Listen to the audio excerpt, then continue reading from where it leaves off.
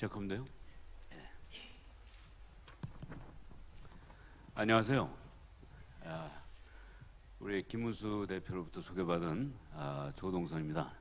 저는 서울대학에서 좀 있다가 중국에 가서 2년 동안 그러니까 제가 2014년까지는 서울대에서 경영대에서 교수를 했고 2014년부터 16년까지는 중국 장강상학원이라는 곳에서 교수를 하다가 지난 7월 29일 날 인천에 있는 인천 송도에 있는 국립인천대학교에 지금 총장으로 와 있습니다. 근데 오늘 이 자리는 그런 역할이 아니라 제가 우리 김문수 대표를 비롯해서 서울대에서 그 여러 명의 그 젊은이들이 창업하는 모습을 보고 또 함께 공부하면서 느꼈던 여러 가지 생각들이 있어가지고 이쪽에 관심을 가지고 있었는데 이렇게 젊은 세 분의 이 창업자들과 함께 좋은 시간을 가져달라고 해서 뭐 제가 무슨 역할을 하는지 따지지 않고 그냥 왔어요. 그런데 오늘 얘기를 들어보니까 정말 엄청나게 배우겠어요, 이 세 분에 대해서. 그래서 아주 기대가 큽니다. 근데 이 모더레이터는 뭐 여러 가지로 역할을 할 수 있지만 영어로 표현해서 일종의 devil's advocate, 악마 입장에서 그 좀 이렇게 그 어떤 잘한 건 물론 많지만 잘한 걸 칭찬하는 것보다는 그 지금 앞으로 이제 생길 문제점들을 이렇게 좀 그 지적하면서 문제점을 제기하면서 해결책을 모색하는 그런 게 더 의미가 있을 것 같아가지고요. 그런 입장으로 좀 제가 올려볼게요. 근데 그 전에 제가 이런 생각을 좀 해봤습니다. 지금 뭐 전 세계 수많은 창업자들이 있고 한국에도 뭐 창업자들 많죠. 그리고 일본, 중국, 미국 뭐 다 많은데 요새는 좀 별로 회자가 안 되지만 한동안만 해도 경영의 신 그러면은 일본의 마츠시타 고노스케라는 분을 얘기를 했잖아요. 그 마츠시타 고노스케 다 아시죠? 예. 그분한테 그 기자가 물어봤대요. 성공 비결이 뭐냐고. 그러니까 이분이 세 가지 때문에 성공했다 이렇게 얘기를 했대요. 첫 번째는 가난했기 때문에, 두 번째는 학력이 없기 때문에, 그리고 세 번째는 몸이 연약했기 때문에. 네? 여러분 가난하셨어요? 여러분 학력이 없었어요? 여러분 몸이 연약했습니까? 잘은 모르겠는데 몸이 아주 건강하신 것 같은데. 자, 그러니까 기자가 다시 물어봤겠죠. 왜 그랬냐 그랬더니 가난했기 때문에 돈의 중요성을 깨달았고 일찍 열심히 일했다. 학력이 없기 때문에 많은 사람들의 얘기를 경청했다. 몸이 연약했기 때문에 회사 일을 직접 하는 것보다는 부하 직원을 철저히 신뢰하고 일을 맡겼다. 그래서 열심히 하고 또 경청하고 또 신뢰하면서 맡겼기 때문에 성공했다. 이렇게 얘기했다고 그래요. 근데 이 창업에 대해서 비슷한 얘기가 나올 것 같아요. 보통 이제 창업을 하는데 여러 가지의 어려움을 얘기할 때 되게 무슨 얘기 하겠습니까? 우선 돈이 없어서 창업을 못한다. 뭐 은행의 문턱이 높다. 정부가 창업 지원에 인색하다. 이런 얘기 하잖아요. 그 다음에 규제가 심하다. 규제가 때문에 하고 싶은 거 못하고 뭐 여러 가지 하려던 그 규제들이 막혀버렸다. 근데 소비자가 까다롭고 이 창업회사 제품에 스타트업 회사 제품에 대한 신뢰를 좀 안 한다. 자, 이 세 가지가 다 원인이 될 수 있죠. 진짜 원인일까요, 이게? 예? 마츠시타 고노스케 식으로 얘기를 하면 이 세 가지는 즉 돈이 없는 게,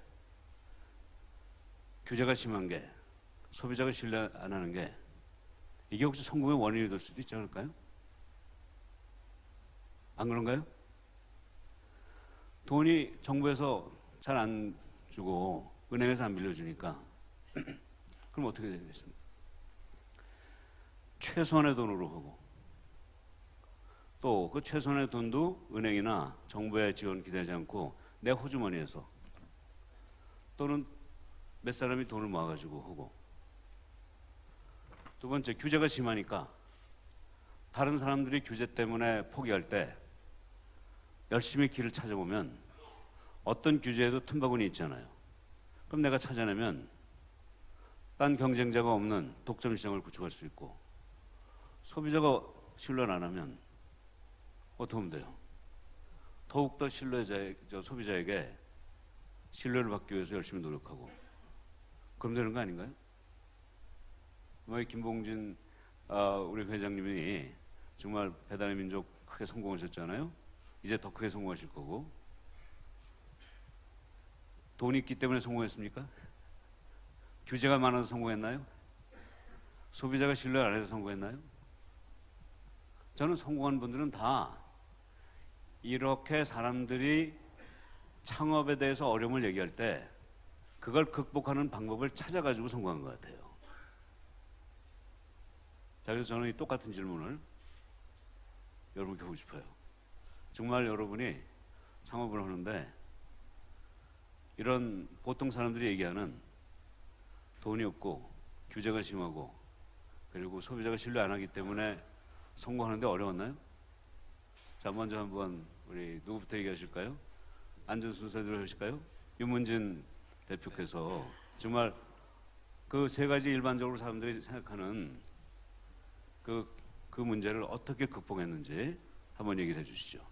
네, 방금 총장님 말씀하신 사례에 가장 부합하는 것 같아서 듣는 내내 제가 뭐 집안이 어려웠던 거고 제대로 배우지 못했는데 몸은 굉장히 건강했습니다. 그래서 한 가지는 좀 빠지는데 계속 제가 자주 하던 얘기이기도 한데 항상 결핍이 저를 성장으로 이끌고 있는 것 같다라는 생각을 가지고 그동안 뭐 지난 과정을 쭉 돌이켜 보면 계속해서 누군가를 설득하는 과정이었던 것 같아요. 그래서 이제 겸손한 마음으로 항상 이제 처음에 창업을 할 때도 그렇고 초기 멤버를 설득하는 과정이 굉장히 힘들었고 또 운영하는 내내 계속 고객들을 설득했어야 됐고 뭐 여러 과정들을 돌이켜 보면 계속해서 누군가를 설득하는 과정이었다 생각을 합니다. 네. 설득. 예. 약간 상대방의 설득 당할 때까지. 맞습니다. 그렇죠. 예. 인디안 주장이 기우제를 하면 반드시 비 오는 거죠. 비 올 때까지 기우제를 하니까 그런 정신. 예, 멋집니다. 우리 김민석 대표님 한번 말씀해 보시죠. 네, 말씀해주신 거에 되게 동감을 하면서 들었어요. 사실 저도 비슷한 이야기를 다른 분들한테 많이 하고 있고, 뭐 사실 규제 이런 얘기가 많이 나오는데 저는 사실은 어디 가서 규제가 없었으면 좋겠다는 얘기를 별로 안 했어요. 근데 우연히도 제가 하고 있는 분야가 어떻게 보면 규제가 좀 적었기 때문에 제가 그걸 못 느낀 건가 뭐 이런 생각도 하지만 딱 말씀하신 대로 저는 규제가 있다면 그거를 피해갈 수 있는 방법을 찾는 게 창업자가 해야 될 일이다라고 저도 이제 사실은 믿고 있어요. 그리고 소비자가 소비자한테 신뢰받지 못하는 제품이기 때문에 안 된다. 그건 그냥 잘못 만든 것 같아요. 네, 신뢰받지 못할 만큼 만들었으니까 사실은 잘 못한 거고 일을 잘 못했으니까 잘 안 된 거죠. 네, 저는 그렇게 믿고 있어서 사실은 그러니까 스타트업이 잘하고 능력을 발휘하고 뭔가 자기 PR을 잘 한다든지 어떤 거라도 잘하게 되면 돈이 없다. 사실 투자자들이 먼저 찾아와요. 네, 제품이 좋으면 소비자들이 먼저 선택을 해줘요. 그래서 결국은 뭐 규제가 힘들다라기보다는 본인 스스로의 실력이라는 게 더 중요했던 것 같다라고 저는 생각이 좀 들고요.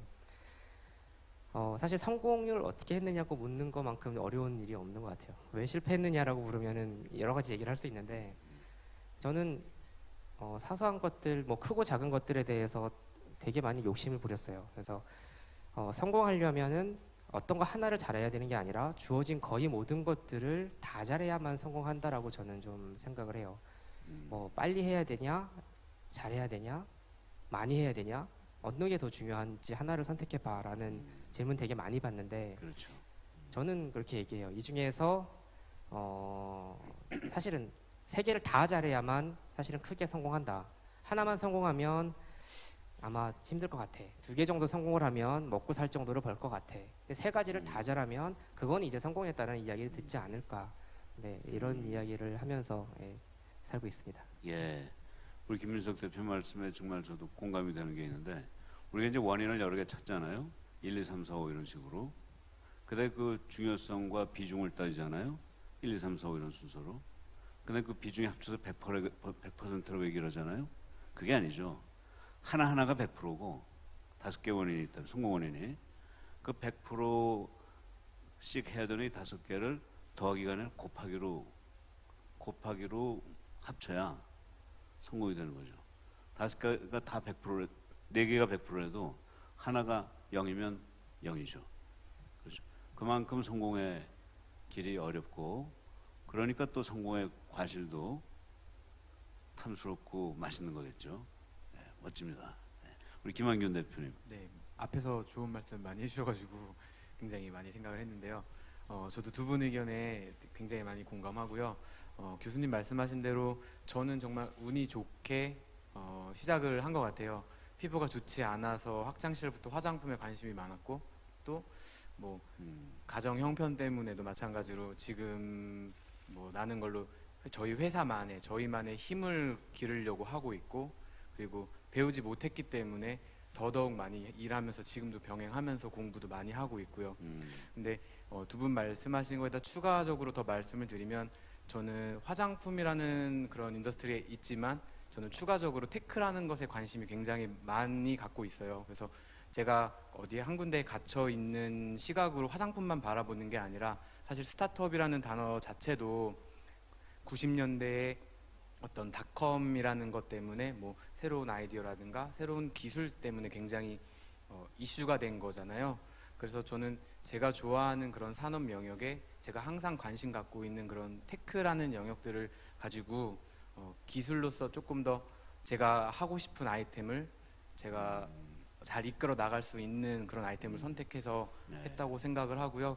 무엇보다 설득하는 과정들도 물론 굉장히 중요하지만 그 모든 과정은 저한테 있다고 생각을 해요. 그거를 설득시키는 것도 어떤 규제를 벗어나는 것도 제가 포기해버리면 사실 그만인 것들인데 그렇죠. 뭐 제가 자체적으로 그런 것들에 대해서 계속 참고 나아가는 그런 것들이 제일 중요한 마음가짐이라고 생각합니다.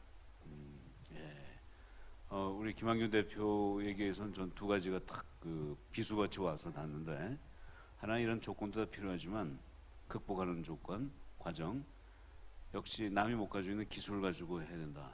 그게 어떻게 보면 20세기 창업과 21세기 창업의 차이인지도 몰라요. 이제는 남이 못 가지고 있는 나만이 가지고 있는 어떤 독특한 능력, 그걸 기술이라고 표현할 수 있겠는데요. 기술은 꼭 공학적인 기술만이 기술은 아니니까 그걸 찾는 능력, 그리고 그걸 나한테서 출발하는 두 가지 아주 와닿나요. 자, 그럼 여러분들이 여러 가지 질문을 지금 신플로우를 통해서 하셨는데요. 다 연결되셨죠? 이미 신플로우에 좋은 아이디어들이 좀 그 질문으로 나와 있는데 이 질문 가지고 여러분께 여쭤볼게요. 우선 첫 번째로 이건 아마 김한균 대표가 답변을 해야 될 것 같은 생각이 드는데 청년 창업가들이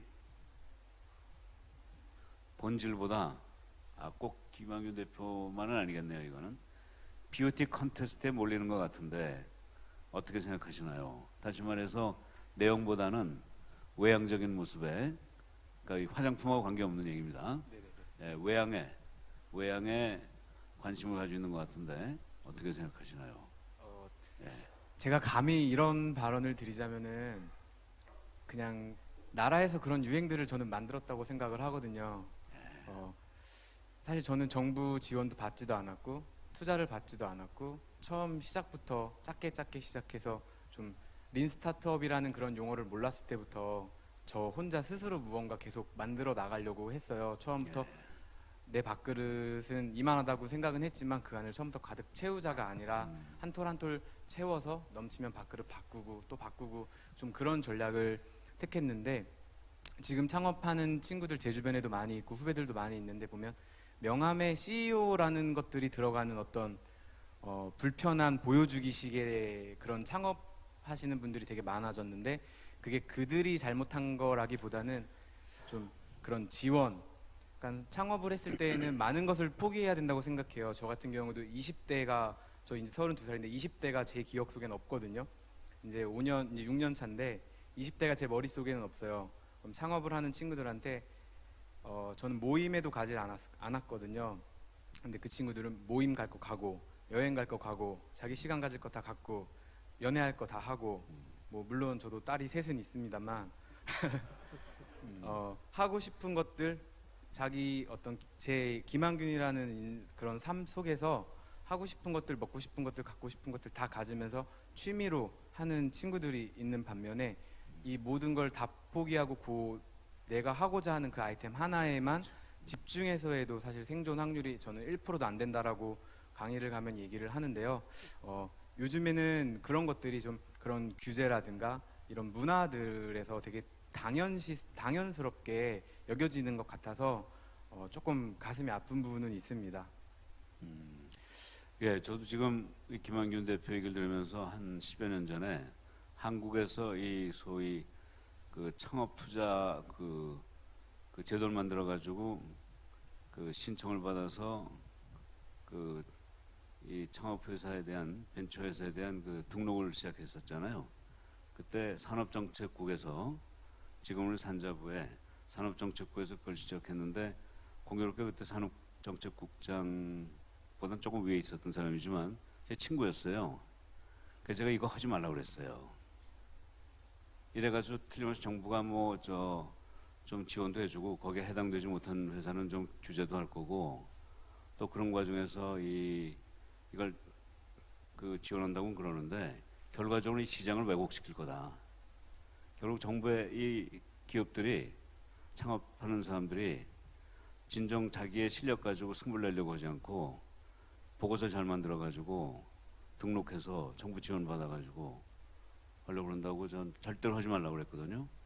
근데 우리나라는 지금 워낙 부족하기 때문에 해야 되겠다고 그러면서 그냥 나가더라고요.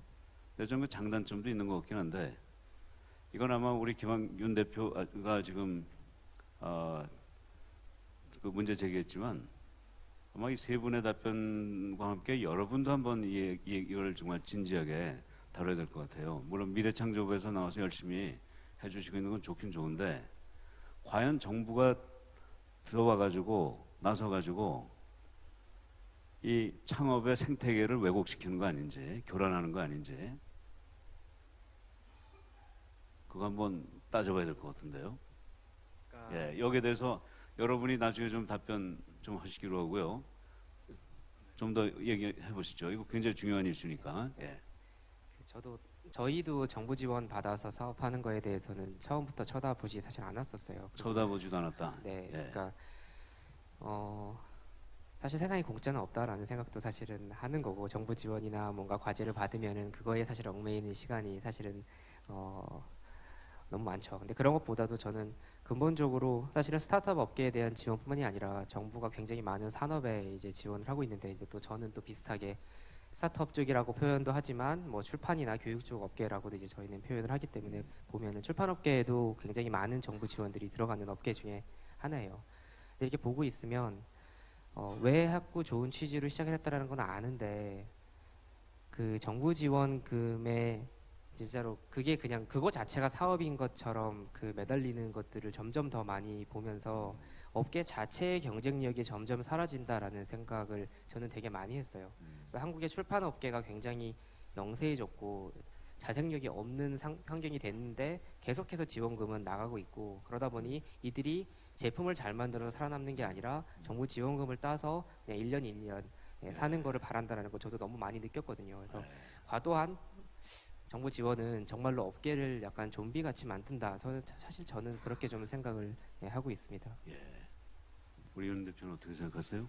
저는 뭐 조금은 다르게 생각하고 예. 있는데요. 이제 다른 게 중요해요. 네, 말씀하신 그런 뭐 부정적인 면들도 분명히 있는 것 같지만 그 시대가 워낙 빠르게 변하고 있어서 그러니까 사업을 하는 데 있어서 자본을 어떻게 조달하고 또 자본 시장의 참여가 계속 늘어나고 있기 때문에 그걸 어떻게 활용하느냐에 따라 많은 결과가 달라질 수 있다라고 생각을 해요. 그래서 심정적으로 어떤 그런 콘테스트의 그 이제 본질을 외면하고 몰두하는 거에 대해서는 좀 부정적인 면이 있으나 예. 사업하는 사람들 입장이라면 자기가 활용할 수 있는 모든 수단을 강구해서 활용을 하는 게 맞지 않나 저는 생각을 하고요. 또 이제 저도 뭐 많은 노력을 해보거나 그러진 않았지만 이제 기관을 통해서 투자를 유치하거나 어떤 뭐 정부 지원금을 받기 위해서 노력해본 적들이 있는데 준비하는 과정에서 좀 얻어지는 것들이 또 있었던 것 같아요. 네. 계속 이제 사람들의 공격을 받거나 그렇죠. 이제 논리적으로 뭔가 그 부족한 부분들이 음, 지적을 당할 때 계속 그런 것들을 보완하기 위한 노력들을 통해서 음, 한 단계 좀 성장할 수 있지 않았나 생각을 합니다. 예. 그러니까 반드시 요순 시대 같은 게 좋은 것만은 아니다. 네. 예, 정부에서 나름대로 역할을 함으로써 어떤 자극도 되고 준비하는 과정에서 나의 틀을 비즈니스 모델을 좀 더 정교하게 만들 수도 있고, 예, 그런 선순환도 있다는 얘기죠. 예. 자, 여기에 대해서 혹시 여러분께서도 한두 분 말씀하실 분 계세요? 우리 김봉지 대표님 좀 말씀해 주시면 어때요? 네. 네.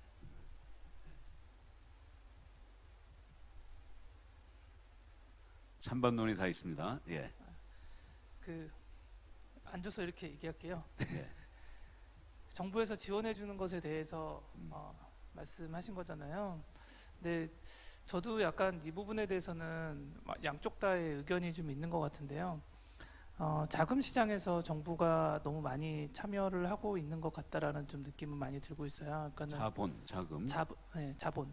예, 네, 돈을 투자 제공해주는 쪽이나 예, 예, 이쪽에서는 뭐 미국이나 이쪽 다른 쪽은 좀 더 민간 시장에서 펀드를 만들어서 좀 장기적인 관점에서 투자를 한다라고 하면은 한국에서는 정부 주도로 만들어진 펀드, 그러니까 그것들이 초기 단계는 굉장히 좋지만 그게 이제 장기적인 성장을 끝까지 따라와 주지 못하는, 그리고 또 하나는 민간 자본에서 좀 큰 규모의 펀드들이 만들어져서 해야 되는데 그게 좀 약한 부분이 있어요. 그러니까 저희 같은 경우에는 특히 직접적으로 그런 경험을 좀 많이 하고 있는데요. 한국에서 만들어진 펀드들이, 그러니까는 어떻게 들으면은 큰 돈일 수도 있고 작은 돈일 수도 있지만 100억 이상의 투자가 이루어지는 경우가 굉장히 흔치는 않거든요. 근데 지금 한국에서 스타트업들이 경쟁하는 회사들이 글로벌 회사들하고 경쟁을 하고 있기 때문에 이제 한국에서 참여하고 있는 회사들과 한국에 참여하고 있는 한국 시장에서 경쟁하고 있는 외국계 회사들과 경쟁하기에는 훨씬 더 큰 자본의 것들이 필요하거든요. 그러니까는 지금도 뭐 에어비앤비라던가 우버라던가 뭐 큰 스타트업들이 한국에 계속 들어오고 있는데 그들과 경쟁하기 위해서 우리 정말로 정부에서 주도하는 그 정도의 펀드 규모로 이게 참여가 가능할까에 대한 것들을 가지고 있고요. 그래서 자본시장을 좀 엑싯을 잘 할 수 있는 환경을 좀 만들어서 좀 민간 펀드에서 큰 펀드들이 나올 수 있도록 좀 자연스럽게 생태계를 만들어 주시는 게 어떨까라는 생각을 좀 가지고 있습니다. 아, 좋은 얘기네요. 역시 그 정부가 할 일이 있고 정부가 또 못하는 부분에 대해서는 민간 부분에서 특히 대규모 투자, 미국의 실리콘밸리식의 그런 투자가 필요하다는 말씀 듣고요.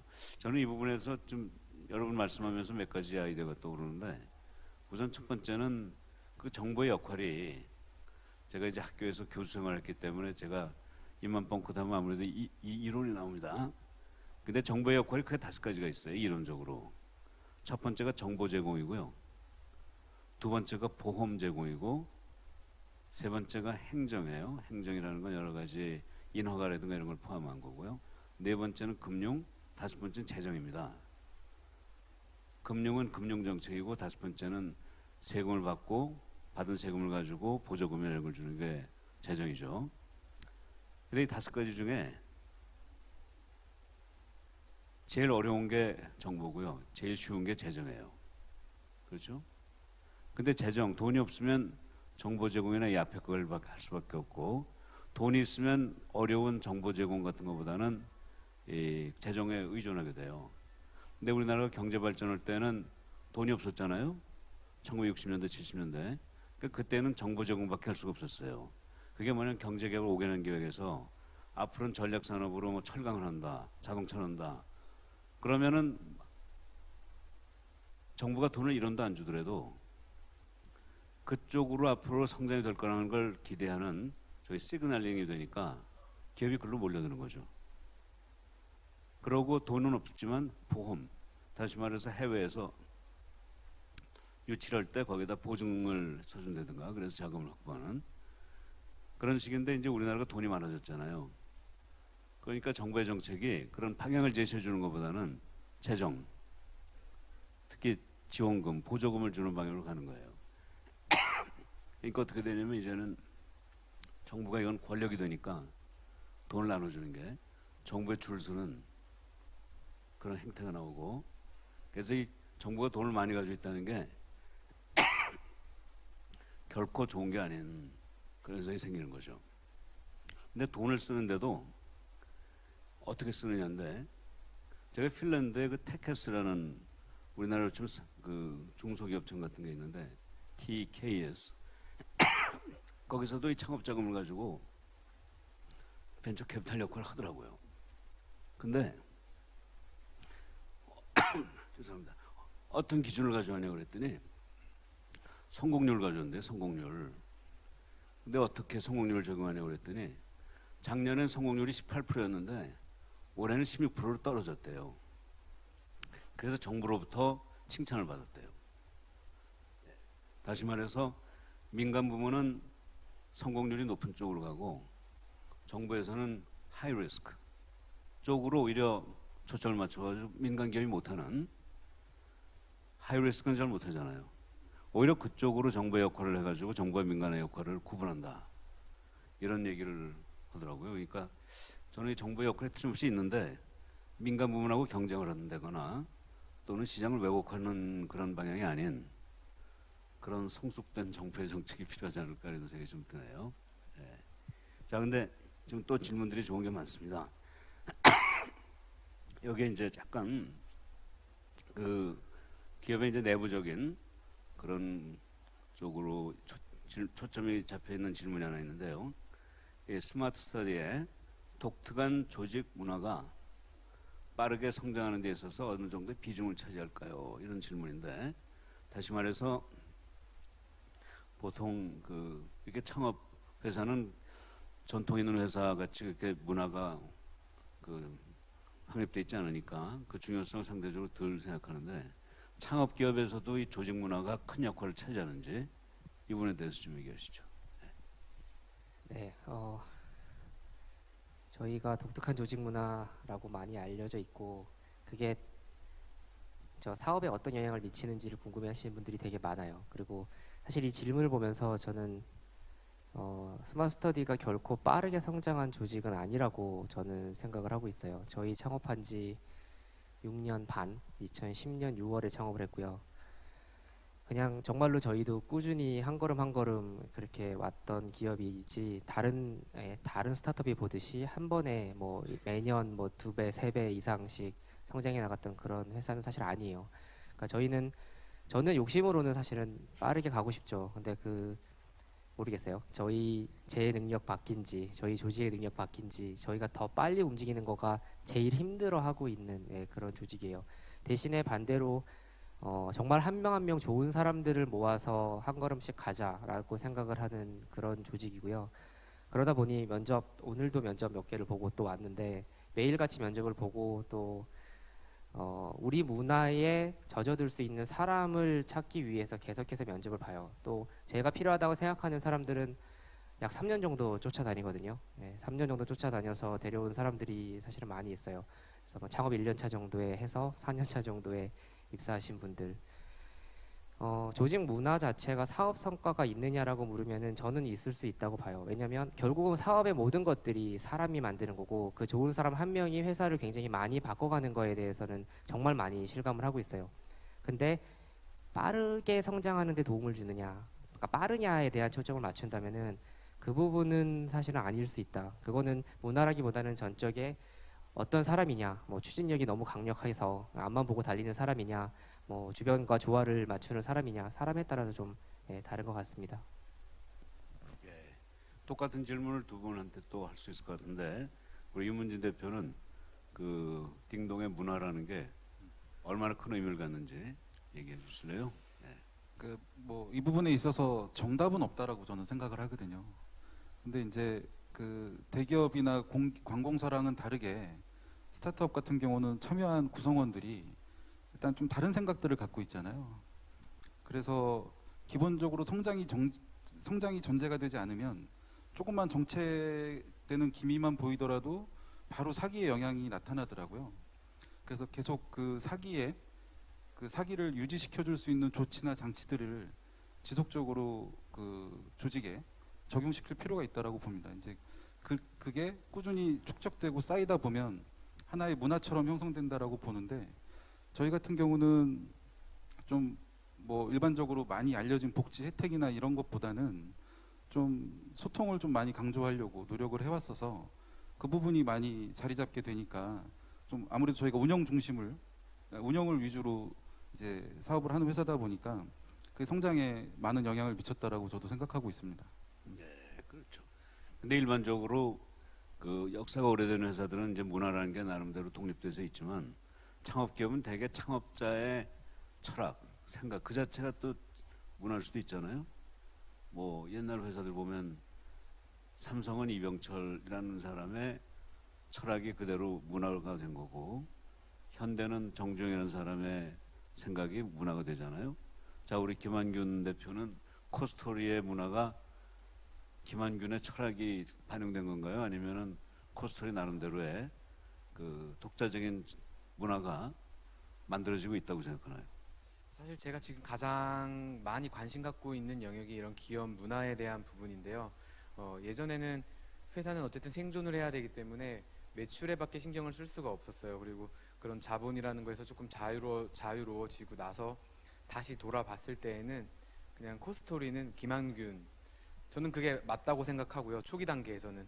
그리고 지금 단계에서 여러 가지 문화들에 대해서 되돌려보고 다시 정립을 많이 해가려고 하는데 어떤 특정 문화다라고 정의를 하고 회사에서 모든 조직원들에게 이런 문화가 있으니 이걸 다 따르라라고 하는 게 과연 문화일까라는 고민을 최근에 가장 많이 했고요. 그래서 최근에 워크숍이나 이런 데서도 항상 얘기하는 것들이 우리 회사의 문화는 다양한 사람들의 생각을 수용하는 걸 문화라고 가져가겠다라고 얘기를 했어요. 그래서 어떤 특정 문화다 이렇게 하지 않고 팀별로 사실은 KPI가 다르거든요.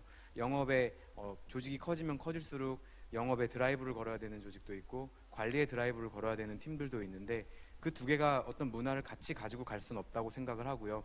단 코스토리에 속한 것이 나한테 굉장히 뿌듯할 수 있다. 근데 그것들이 어떤 한 가지 문화가 아니라 나의 이런 생각들이나 사상들을 다 수용해 줄 수 있는 그런 수용의 문화가, 다양성을 존중해 주는 문화가 저희 문화이지 않을까 조심스럽게 말씀드려봅니다.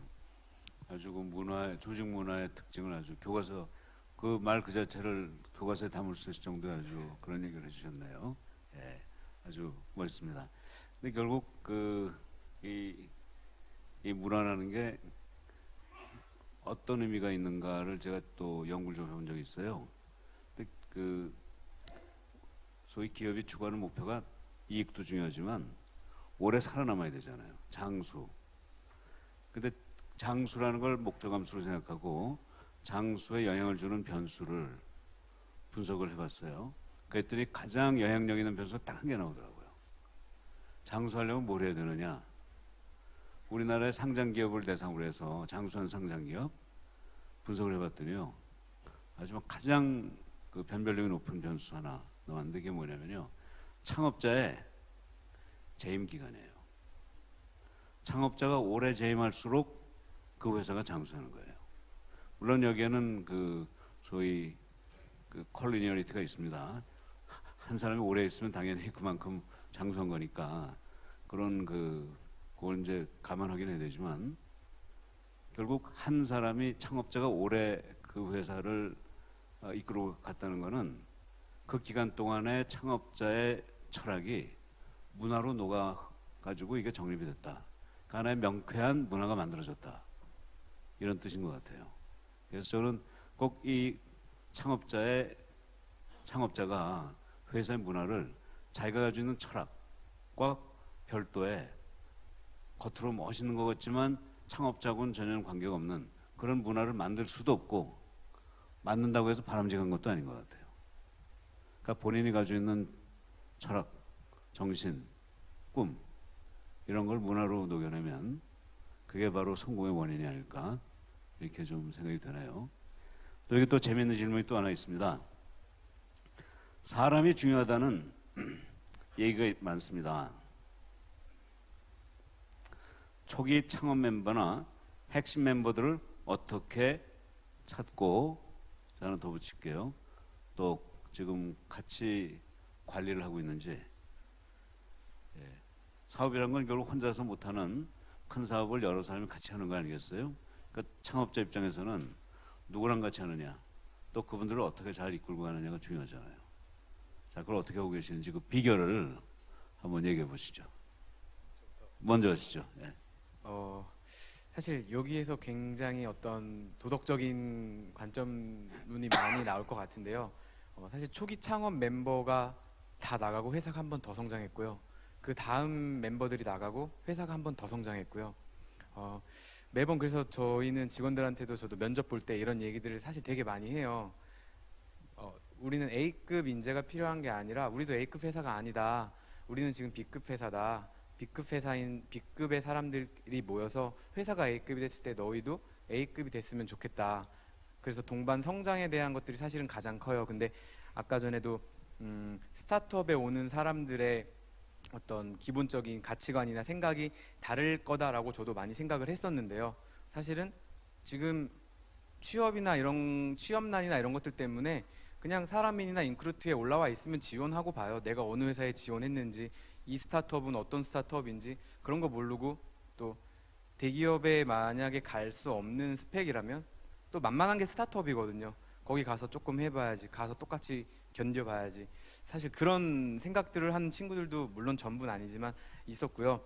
저 역시도 창업 멤버 같은 경우는 사실은 이제 제가 혼자 초기에 제가 좋아하는 핵심 사업, 제가 웹도 만들고 디자인도 하고 상품 개발도 하고 배송도 하고 영업도 하고 마케팅도 하고 혼자 다 했고, 그 다음에 월급을 줄 수 있을 때 그 정도 월급을 받을 수 있는 친구가 또 사실은 같이 일을 하게 됐었고, 그러면서 지금 뭐 4년째 같이 하는 친구들도 있고 뭐 나가신 분들도 있지만, 현재 멤버들은 이 시점에 우리 회사가 이 정도 매출 규모 있는 많은 사람들한테 관심 받는 회사다라고 판단됐을 때 그에 맞는 사람들은 사실은 제가 먼저 가서 저희랑 일을 하죠.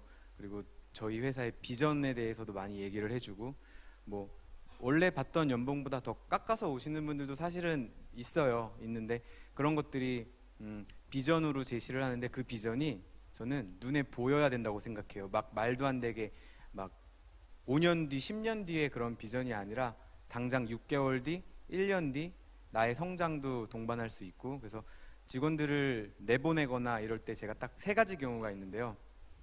그 직원이 성장하고 있는데 회사는 성장하지 못할 때, 그리고 회사는 성장하는데 그 직원이 성장하지 못할 때, 그러니까 회사가 아무것도 해줄 게 없다고 판단될 때, 너 다른 데 더 좋은데 너가 성장할 수 있는 데를 가보자. 그리고 마지막으로는 제일 안 좋은 케이스지만 직원도 성장 못하고 회사도 성장 못하고 서로 피해를 주고 그냥 이렇게 서로 잡고 있을 때, 그 3가지를 많이 생각을 하는 것 같습니다. 그래서 뭐 말씀드리면 다른 기업들이랑 똑같아요. 스타트업이나 창업했다고 해서 뭐 인사를 하는 데 있어서 뭐 다른 특별한 건 없고요. 똑같이 좋은 사람들을 모으려면 어쨌든 우리나라 생태계는 그런 자본주의에 입각하는 것 같기도 하고, 거기에 창업하는 분들의 비전이 그걸 조금은 커버할 수 있지 않을까 생각을 합니다. 네, 이 질문 사실 되게 쉽게 답을 할 수 있어요. 결혼하실 때 어떻게 사람 만나셨어요? 라고 물어보면은 이 질문하고 사실 똑같아요. 제가 느끼기엔. 그러니까 저 사실 아직 결혼 안 했지만 연애하는 거랑 정말 똑같아요. 그러니까 어디서 어떻게 만나? 사실 몰라요. 어쩌다 만나게 되는 거고, 근데 그런 사람들을 만나게 되고, 저희는 되게 반대예요. 지금 창업부터 지금까지 약 5명, 조금 넓게 보면 10명까지 저희는 정말로 너무너무나 끈끈하게 지금까지 같이 가고 있어요. 저는 이 사람들 때문에 사실 제가 당장에 없어져도 저희 회사에 아무런 문제가 없다라고 믿을 정도로 정말로 모든 신뢰를 하고 있는 분들, 그리고 정말로 서로 이야기하면서 저 사람이 어떤 생각을 하는지, 또 일부러 나한테 반대 이야기를 해주는지, 이런 모든 것들이 너무나 잘 통하는 사람들이 사실은 모였어요. 근데 어떻게 모였냐? 뭐 학교에서 만났어요. 같이 사실 우연히 만났어요. 근데 그런 사람들이 만나게 돼서 시작을 했고, 정말로 어떤 누구보다도 많은 시간을 보내잖아요. 사실은 결혼한 사람보다도 훨씬 더 많은 시간을 보낼 거예요. 근데 저희는 이 5명이 밤 12시까지 술 한잔 안 하면서 회의실에서 이 얘기를 해도 그냥 너무 재밌고, 일하는 얘기가 너무 재밌고, 앞으로 우리는 뭘 하는 게 좋을지 그런 거에 대해서 이야기를 하면서 뭐 너무 희열이 느끼죠. 또 어떤 뭐 사건이 터져서 이거 문제를 어떻게 해결해야 될까? 각각들 솔루션이 들고 오는데 서로 얘기도 하지 않았는데 저한테 제시하는 솔루션이 다 똑같아요. 이렇게 했으면 좋겠다. 저는 이제 그런 얘기 들으면서 아, 우리는 진짜 팀이다라는 막 소름 돋는 경험 이런 것도 해보고, 그래서 정말로 예, 어떻게 만나냐? 그거는 우연일 수 있어요. 근데 정말로 뜻이 맞는 사람들이 만나면 저는 이걸 어떻게 표현할지 모르겠지만 정말로 평생 함께 하고 싶다. 오히려 가장 그게 두려워요. 회사가 잘못되고 어쩌고 다 두렵지 않아요. 이 사람들하고 함께 일할 수 있는 이 시간이 너무 소중해서 이 회사를 잘 가져가야 되겠다. 설령 스마트 스터디가 결국 잘 안 되더라도 이 사람들하고 같이 그러면 어떤 일을 계속 더 할 수 있을까? 사실은 그런 마음을 가지고 저희는 굉장히 강력하게 뭉치고 있는 예, 그런 팀입니다. 예. 그 누가 밖에서 찾아오면 문 닫고 들어와 그러잖아요. 그게 아니고 들어와서 문 닫아야 되는데 내 뜻이 맞는 사람끼리 만나서 일한다기보다는 만나서 뜻을 맞추는 거 아닐까요? 여러 가지 있는 것 같아요. 그러니까 네. 같이 하다 보면은 예. 닮아가요. 닮아가는 거 그렇죠. 분명히 닮아간다. 있어요. 근데 어떤 사람들이 핵심 멤버로 몰려 있냐라고 계속 따져보면 저희는 서로가 커뮤니케이션 능력이 굉장히 월등한, 그러니까 아까 공유 얘기도 잠깐 해주셨지만 사실은 그게 요즘의 가장 큰 트렌드자, 저도 가장 큰 가치라고 생각하는데 자기의 모든 것들을 공유하고 함께하고 이들을 팀으로, 그러니까 내 자리, 저희는 사실 팀이라는 개념도 별로 없어요. 다른 팀에 가서 오지랖을 부려주는 게 제일 일 잘하는 사람이에요. 인사팀에 가서 왜 이렇게 사람 못 뽑냐고 잔소리를 해주는 개발자가 사실은 굉장히 저는 선호하는 사람이에요. 그래서 그렇죠. 이렇게 커뮤니케이션이 굉장히 원활하고 그게 오해 없이 저 사람이 어떤 의도로 이야기했는지 정말로 눈짓으로 알 수 있는 이런 사람들로 사실은 모여졌고요. 그러다 보니 이제 닮아갈 수 있지 않을까. 예. 네. 근데 두 분의 말씀이 비슷하면서도 좀 대척적인 표현이에요. 우리 김한균 대표는 그 무슨 사람이 맞는 사람이 있다는 그런 약간의 그 선천적인 선험적인 그런 전제를 얘기했고, 우리 김윤석 대표는 좀 하는 과정에서 이렇게 어우러지는 이런, 물론 조금 반대는 아니겠지만 부연 설명을 드리면 저는 사람의 능력을 가지고 이제 멤버들이나 이런 걸 뽑지 않고요. 예. 기질이라는 그런 거 있잖아요. 기질. 타고난 애티튜드는 그렇죠. 절대 변하지 않는다고 사실은 믿어요. 그렇죠. 그렇기 때문에 나이가 어리든 나이가 많든 그런 게 중요한 게 아니라 그런 핏이 잘 맞는 사람이 분명히 그렇죠. 있거든요. 그렇죠. 그러니까 DNA를 믿는 거죠. 네네. 예, 좋고 또 우리 김윤석 대표는 좀 그 과정을 강조하고, 자 우리 유문진 대표가 두 분의 그 대척적인 의견 중에 어느 쪽 택할 건지 제3의 의견이 있는지 한번 얘기해 보시죠. 뭐 같은 것 같은데요. 어느 그러니까 쪽으로 같아요? 양쪽 의견 다. 그러니까 저도 초기에는 항상 강조했던 게 역량보단 태도가 중요한 것 같다. 왜냐하면 소수의 인원들끼리 진짜 쥐어 짜내는 상황과 고통들이 많이 따르는 과정이기 때문에 태도에서 일단 문제가 생기면 그 부러지는 경우들이 생기잖아요. 그래서 예. 항상 말버릇처럼 강조해왔던 게 사람을 구하는 데 있어서 역량보단 태도가 중요하다라고 생각했고, 뭐 인터뷰하는 과정에서도 그런 부분을 더 중시해서 봤었는데 이게 어느 정도 순간이 되니까 회사가 성장에 좀 한계가 느껴지는 부분들이 있더라고요. 그 여러 멘토분들의 의견을 들었을 때 인재의 중요성, 또 뭐 한 사람의 영향으로 회사가 확 달라지는 경험들을 많이 조언을 들을 수 있었어서 그 부분에 집중하기 시작했어요. 그래서 이제 뭐 질문 주신 목적처럼 정말 영입하거나 그 같은 멤버로 끌어들이는 과정이 굉장히 어렵더라고요.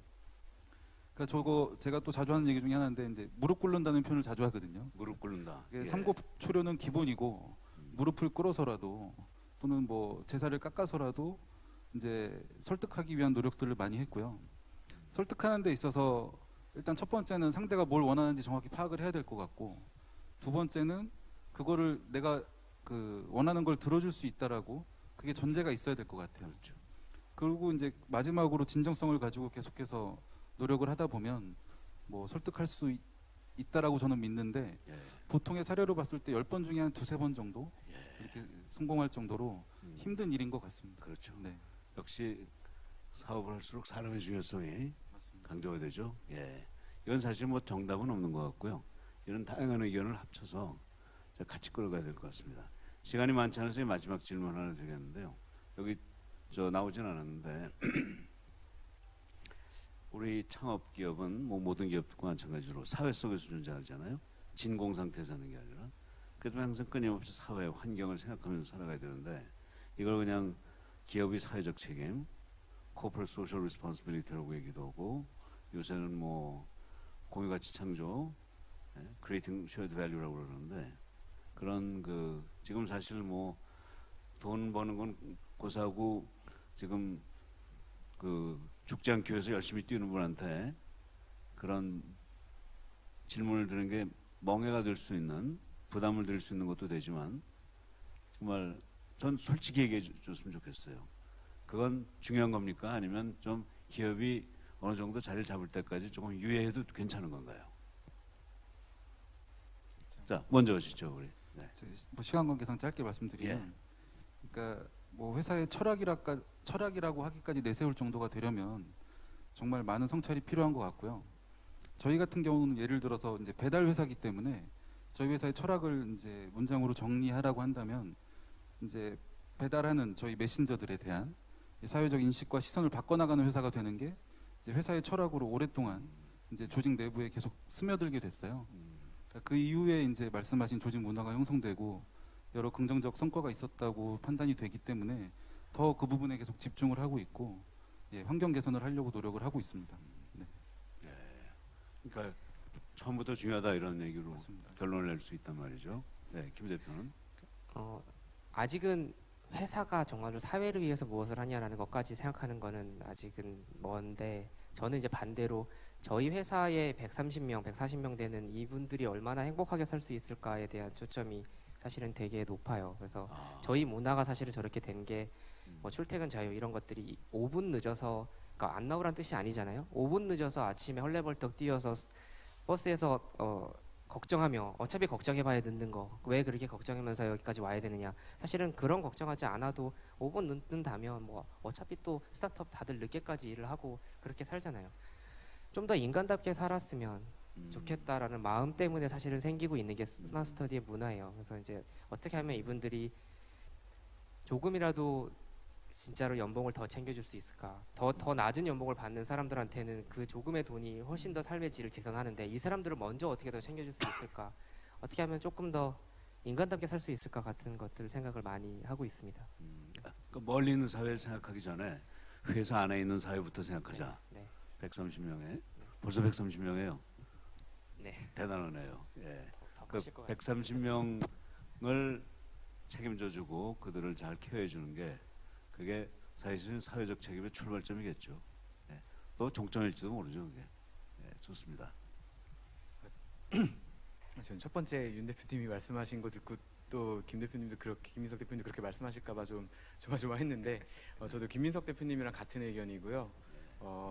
저는 이 사회 속의 이 법인이라는 그 단체도 또 다른 사회라고 생각을 해요. 그리고 제가 그 사회에 어떻게 보면은 대통령 같은 수장인 거고 그런 리더로서 우리 안에 멤버들도 챙기지 못하면서 사회를 챙긴다라는 것은 내부적인 어떤 문제도 분명히 있을 거라고 생각을 하고요.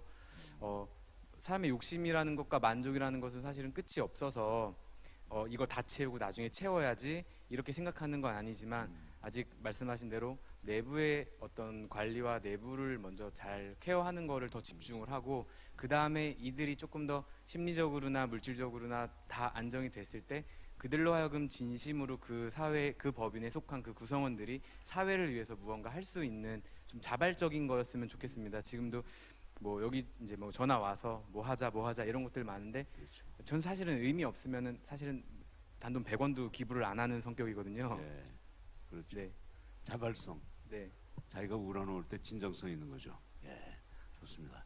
자, 이제 딱 1분 남았는데요. 제가 이제 정리를 좀 해야 될 것 같네요.